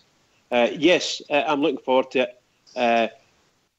By the way, I'm not in so much tenterhooks this time as I was the last time we played Hibs at Ibrox, because we knew we were in for a big game, and then the first 10 minutes of the game it showed us up that Cheating Beaton was on parade, and he's not there tomorrow. Colin will be there, so that may change the game slightly, and we're not going to get a player sent off, targeted then sent off. We're not going to get that, I hope, tomorrow. So if that doesn't happen, if we don't end up with 10 men, I can't see Hibs beating us. I don't see how they're going to do it. I think they've got a couple of injuries, so forgive me, I think they've got first team players injured, but that may be why they bought a couple of players in. Okay, Big Al? What's the question? You're looking forward to it tomorrow, and you feel it's... you've already asked me that. Aye, but you got the battle fever on, big man. Oh yes, this is Saturday morning here. I get to speak to you twice in one day. It's a lovely day, man. The sun is shining. We're due to beat them at Ibrox, because I would really like to murder them at Ibrox, if I'm being honest. Really get 4 and 5 and rub their noses in it and put them in their place. Would they be? Oh, how nice would that be? Yeah, I'd like to see Morelos get 2, and then I'd like to see Cummins come off the bench and get 2 as well. I'm not asking for much, really, am I? I just want a really good performance, and I want to beat them, because on paper, I know football's not played on paper, but on paper, you've got the better players, better team, better players, and packed stadium, sell out again, once again, for any of the Tims that are listening, it's another sellout, mate, and if the players can't get up for that a game against Hibs, it's one of the biggest games of the season for us playing Hibs, isn't it? So if they can't get up for playing Hibs, then all's lost as far as I'm concerned. But you should be able to, you're wearing that Rangers jersey. You've now got guys like Murphy and that, and there, Docherty's sitting on the bench. These are all blue noses, these boys, so they know what it means to run out there with that blue jersey on and play for us. And hopefully they do that tomorrow. I think we'll see Docherty at some point tomorrow. I think he'll be on the bench.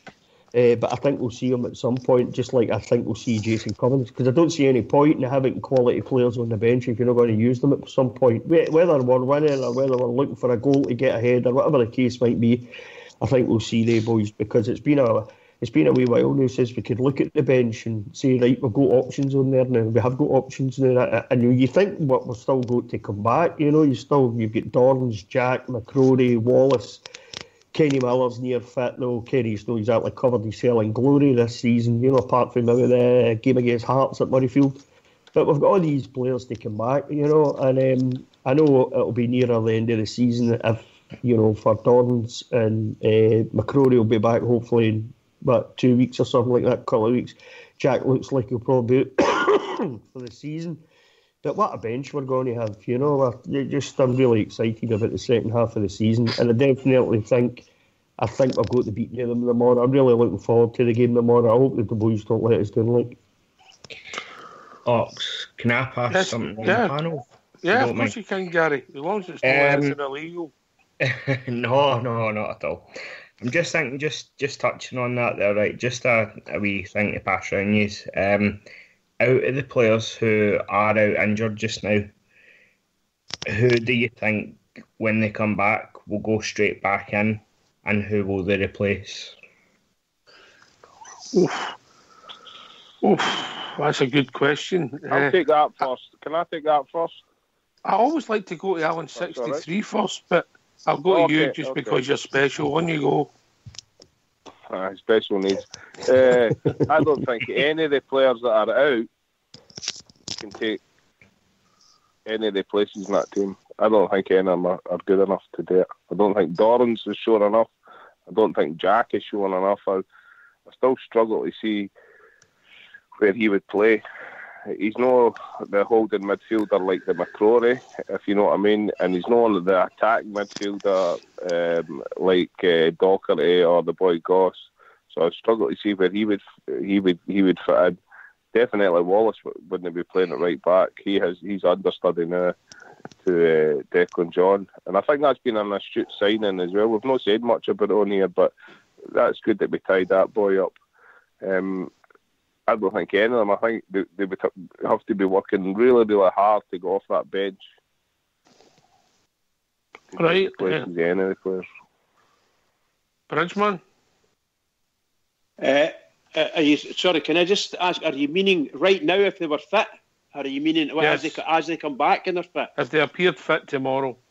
If they appeared fit tomorrow, then I would have provided, look, they're talking about match fitness as well, but if they were ready to play in the first team, fit enough to play in the first team, and they were up to speed, then I think Dorrans would walk into the team, and he would probably replace either Holt or Goss, and the same with Ryan Jack. They would walk in the team, and once again he would replace either of those two, the other one of those two.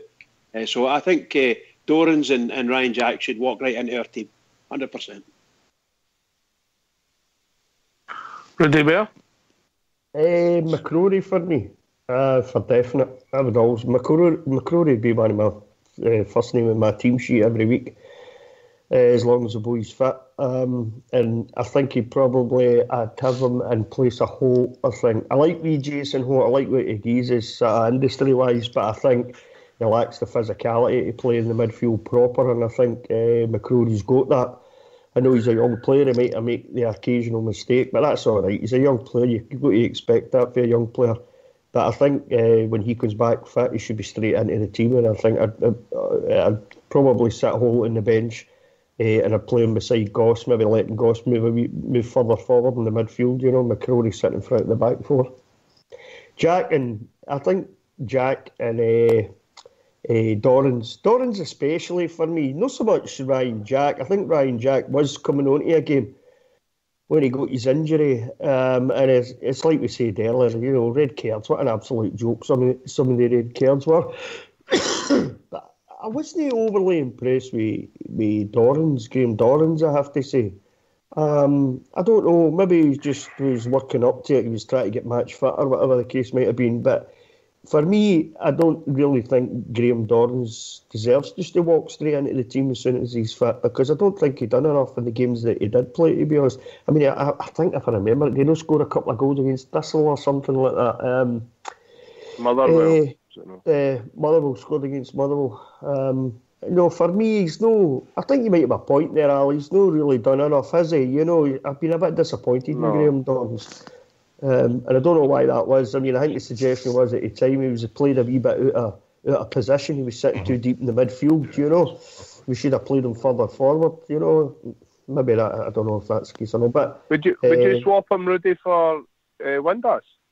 Would I swap Dorrans for Windass? Dorrans for Windass, they play Dorrans at position. I think Windass has got more about him, attacking-wise, fresher legs. I think so. I think sorry, Al. No, I think you're right. I think Windass had, because I think Windass has played in that position. Like we've seen him played out in the left. Total waste of time. The boy just goes missing. Just absolute waste of time. He's an empty jersey out there. But I think he's got an eye for goal. He's proved that. He's scored some cracking goals. Playing behind the striker. I think I'm with you. I think I'd rather have Windass there than Dorrans. I think. It's a big sea change, Rudy? A couple of months ago. For me, we're now talking about. Yeah, for me, totally. I mean, I was on here almost every night, getting off my nut about Windass, Never noticed it. Never noticed it. I thought that I didn't think Windass was particularly good up at Ross County. Obviously, grabbed the headlines with a hat trick, but I didn't even think his all-round play was magnificent. Up in the Highlands nearer, Al, what would you do with the players? How do you see if you could select them? Who would you bring in and who would you put out if everybody's fit? To bring in the fella Jack, because Jack, he missed playing good. I think he was trying too hard, which probably put him where he was, getting booked and whatnot. But I think that was just because he was trying too hard. The guy Dorrans, I think, just like Alvarez, I think he passed his sell by it. We've got him at the wrong time. I can see him through now, picking up injury after injury. That's just how I think. I would certainly bring in Jack. The guy Goss, I would like to try and get him full stop, because I think he's far, far better than anything we've got in midfield. He plays the game the right way. I don't think he'd ever get a game for Man U. I don't think he'd get another chance down south. So I think we'd get him probably on the cheap. So I would definitely move for him. As for Windass, I would look to move him on this summer. I think he's crap. And that's given his hat trick. He had 2 nice shots, but his penalty was good. But his game, all he did was slow the game down. And Rangers don't need that, because I think what Mr. Murphy's looking for is when we hit teams in the break, we've got to hit them in the break, and that means pace. And we've got to play fast now. We've got to play fast. His initial thing is to always turn round and pass the ball back, and that's not any good. When it comes to playing in his position, and we'll say he's Tiffany Diamond now, which I'm not even sure of, I don't know where he's playing. I would look to play Cummings there, because I think he's good at running into space. He's done it against our Highland League team, I don't know how many times, but our guys just couldn't pass the ball that night. We never got anywhere. Full back, I would keep Tav. I'd look to make Tav our captain. I think the guy's good shout. I don't know all the great superlatives that could be used. Boswell's no one, but he's he's energetic, he's this, he's that, he's that. I think he's got everything, and he keeps everything going, and I think he's a catalyst. He's never hidden. He's never hit, haven't you? Back, it was still like, give me the ball and I'll run at them. The guy McCrory, I think they're all backing up a tree. I think he's a good young player. I don't think he'll ever be a Rangers captain, and if he's going to play for us, I'm hoping it'll be a centre back, because I don't think he's clever enough to play the role in the the central defence role. I don't think his feet don't work quick enough for his playing. I'm going to shut up now, and I'll become like Maggers and I'll keep talking. Don't worry, I was just about to trap you.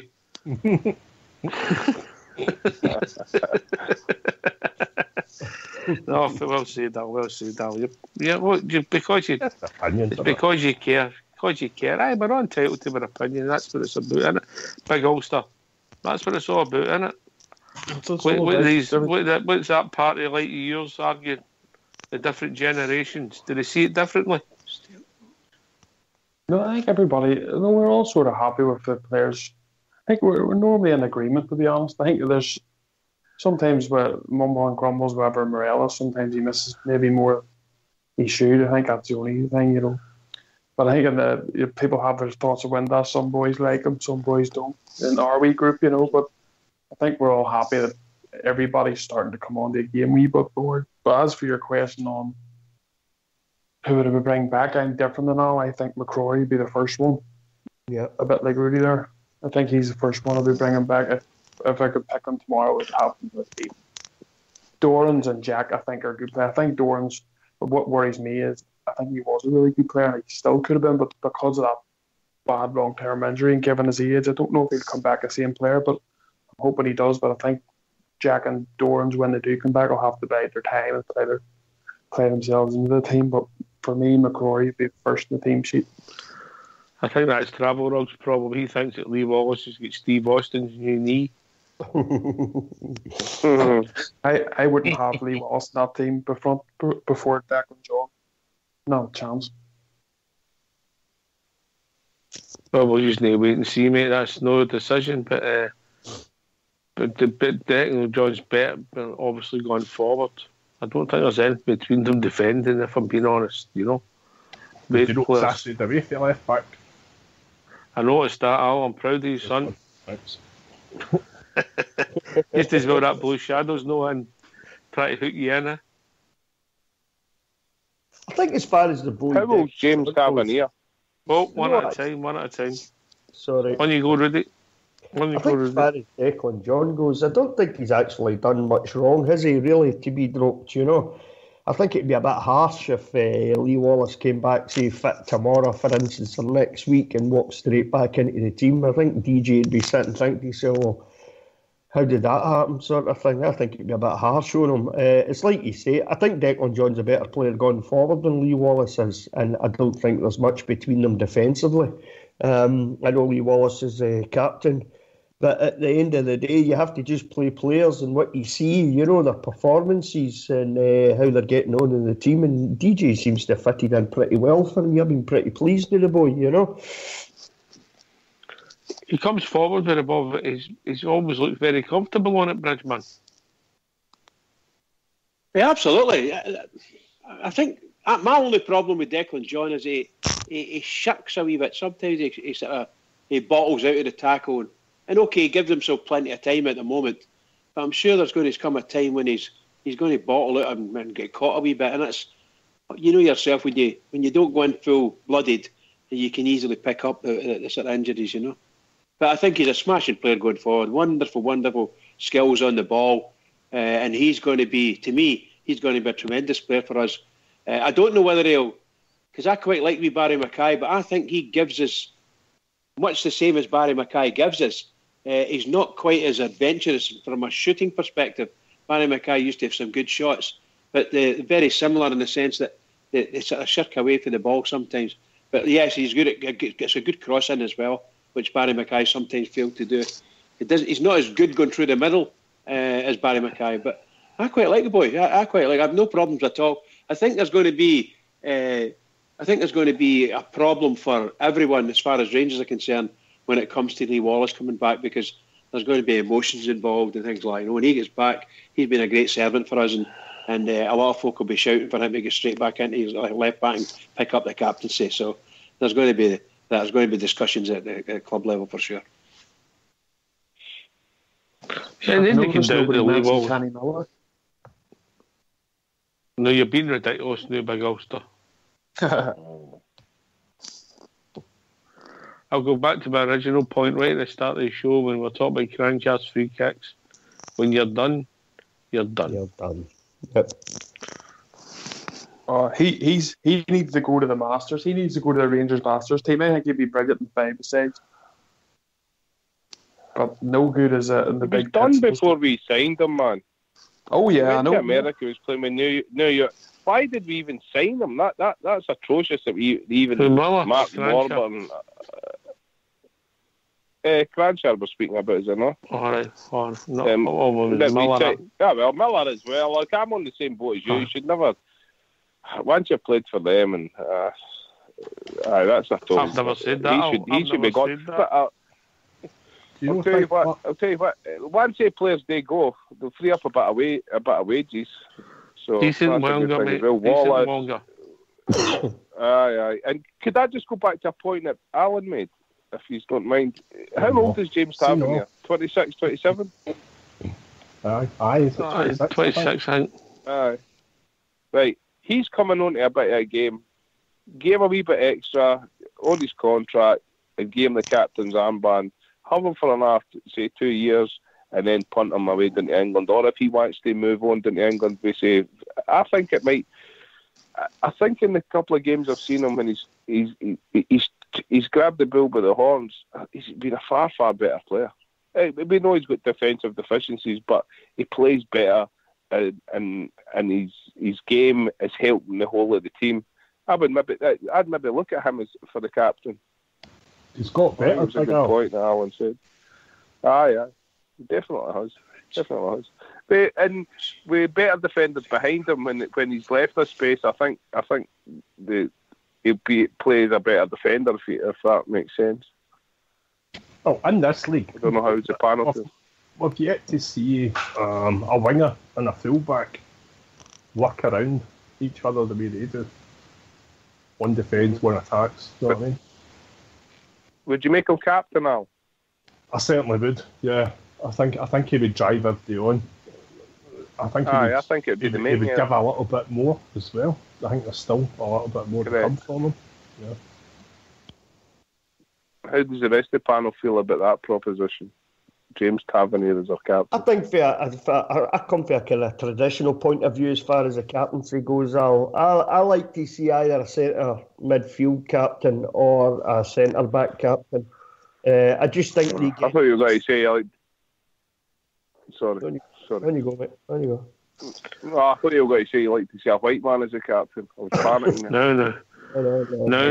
Traditional. For a traditional kind of footballing point of view, for me, a centre back or, as I said, centre midfield captain, just simply because I think they can see the whole game out in front of them. They can see the game in front of them better. I don't know. I don't think Tav. I mean, don't get me wrong. I mean, I admire some of his performances this season. But I don't think he's captain material, unfortunately. You know, I mean, I know he likes to bomb up and doing that wing and get players involved and stuff, but I think that's a lot of that is to do with Candace this season for me. I think Candace helps him with that. I think the two of them together come up with a really good partnership there, you know what I mean? But for captaincy, no, I don't think so. I think there's other players I'd much rather see as captain before Tav gets it, I'm afraid. Well, bear in mind, I don't know what age if there's on here, but if you think back to John Greig was a kind of an alright player. His best attribute was the fact that he got everybody up for the game, and he kind of tried to lead the example, and he was the guy that kept everybody going. And in this team, alright, we could do a better fullback, we could do a better left back, etc., and that'll come in time. But for a wee foreseeable future, the way we're operating, that guy Tav's got everything in spades. People are talking about McCrory for captain. The guy's hardly cut his back teeth. In fact, I don't think his wisdom teeth are even through yet. He's hardly played any games for us either. Most games he's played in, he's gave 100%, but he's not been great. His passing's rotten. That's something they have to work on, his distribution, same with Big Bates, you know. But at the same time, you can't turn and say, I'd like him as captain. The guy's 19, and fuck, no, it's stupid. Stupid calls or stupid things. I think Russell Martin deserves to be a captain. So folks saying, let's get Wallace back in the team. I mean, bloody hell, did they forget? Have they not watched Wallace? He just ain't Mark End it. He just stands, lets them do what they want. But that's the thing, mate, it's all about opinion. Some people see it so different. And it's people standing next to each other watching the same game of football see it so different, mate. Yeah, I need lessons off you. All right, Al. Right, all right, after the show, I'll talk to you, all right? There's an after-school programme, Al. You should sign up for it, mate. Private tuition. The bridge teaches you how to sing. I think that, guys, I think we were talking there about Tavernier as a possible captain. I think that ship's sailed. I don't think Tavernier would ever be a Rangers captain. I'm not saying he couldn't be a captain of the team for 1 day or 2 days, but not in a general. I'm sorry to say, he's a good player. I think he's quite dynamic and a better player now than he was when he first came.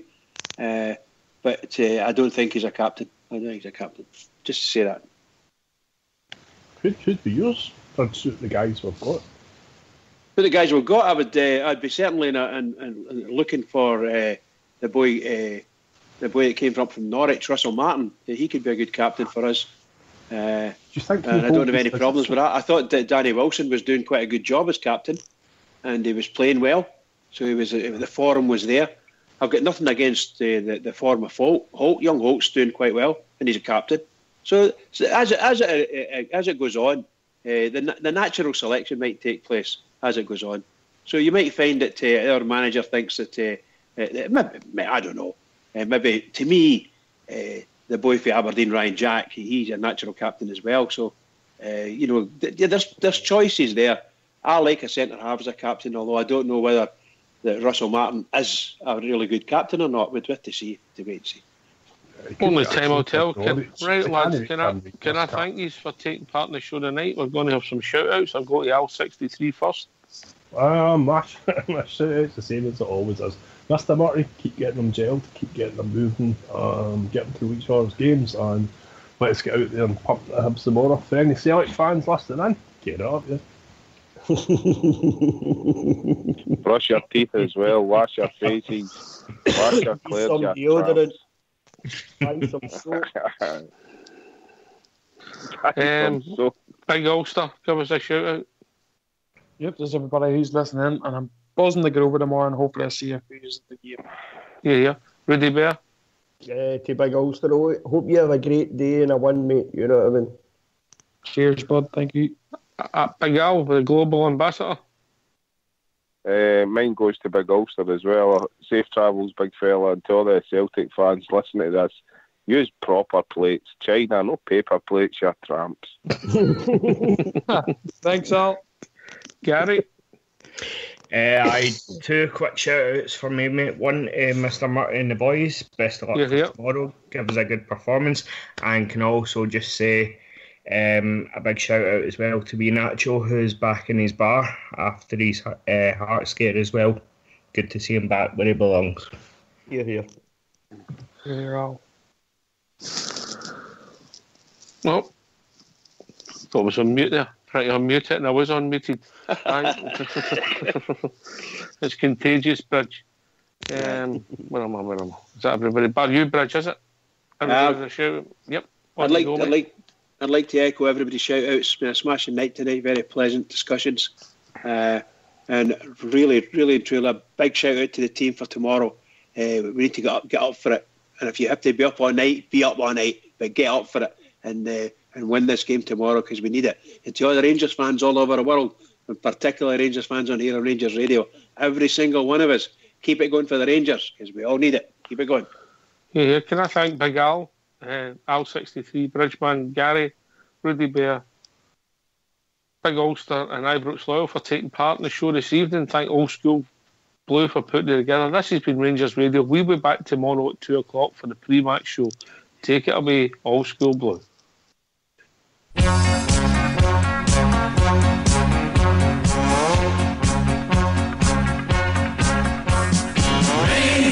Rangers, easy, okay. Okay. Look out, everyone, we're on our way. Okay. Football is the game that we play all over the world.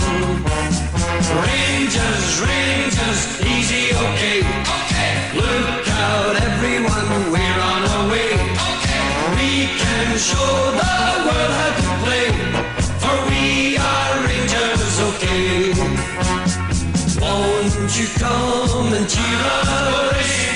Help the boys along. White and blue, coming through with a song. Oh, Rangers, Rangers, easy, okay. Look out, everyone, we're on our way. Football is the game that we play all over the world. Rangers, Rangers, easy, okay. Look out, everyone, we're on our way. We can show the world how to play, for we are Rangers, okay. We'll be there to do it, do it if we can. Win the cup, hold it up in our hand. Oh, Rangers, Rangers, easy, okay. Look out, everyone, we're on our way. Football is the game that we play all over the world. Rangers, Rangers, easy, okay. Look out, everyone, we're on our way. We can show the world how to play, for we are Rangers, okay.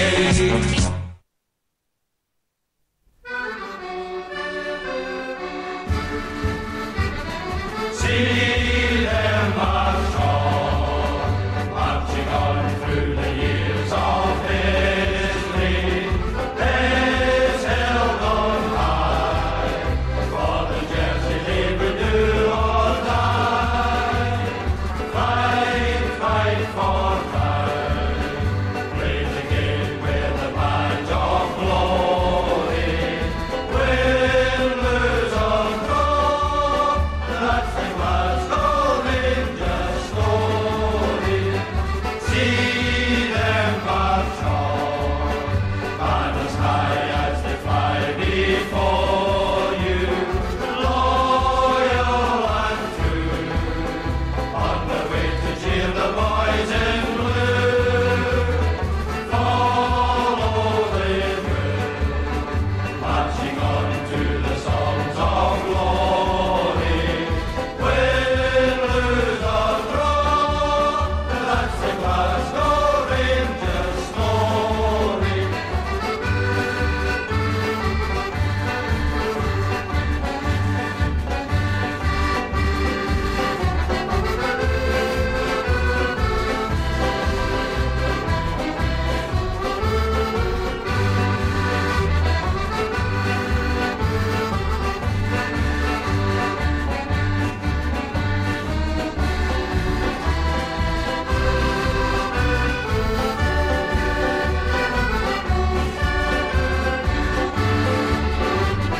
See